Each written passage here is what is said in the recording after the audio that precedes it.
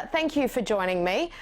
A majority of the current Australian workforce has never experienced a recession before. What's your message to the Australian people tonight? To have hope that there is a road out of the COVID-19 crisis and that we're committed to getting Australians back to work. There are some positive signs across the economy with the fact that 1.3 million people lost their job or saw their hours reduced to zero since the start of the crisis. But as of the most recent jobs numbers, around half of those, or 700,000, are actually now back in work. Importantly, we've seen strong jobs coming back for women as well as for young people. But what today's national accounts numbers show is how devastating the impact on the national economy the COVID crisis has been. These numbers we saw today don't factor in Victoria's lockdowns. Does that mean that there's worse to come?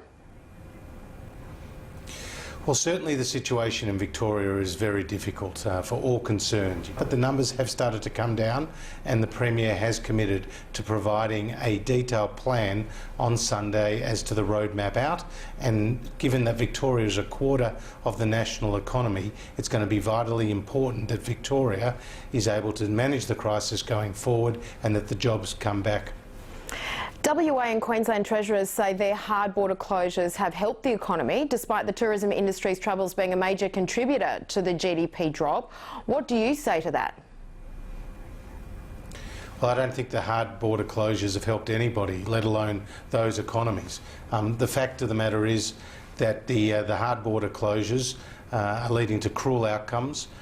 They're leading to a lot of confusion. We need more common sense and we need more compassion.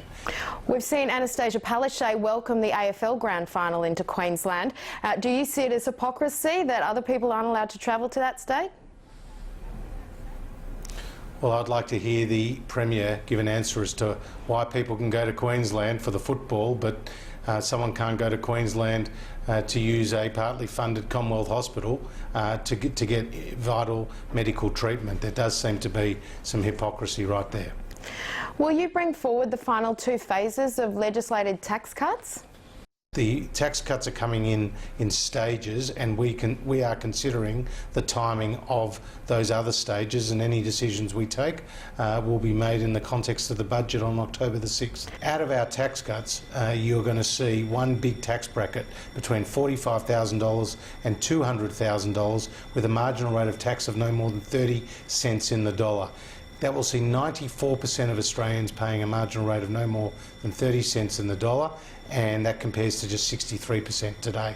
Large companies have been called out this week for giving executives million-dollar bonuses or dividend payouts despite claiming JobKeeper. Surely that is a misuse of government support. What are you going to do about it?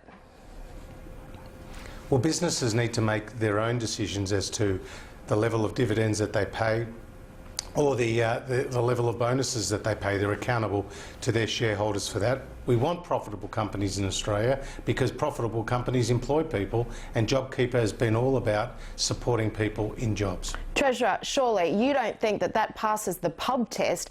Australians sitting at home thinking that a CEO is taking home $1 million bonus while we're paying for JobKeeper.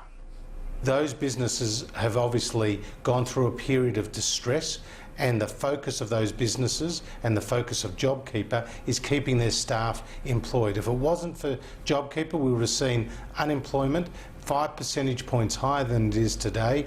JobKeeper has helped save 700,000 jobs, and that's the advice of the Australian Treasury.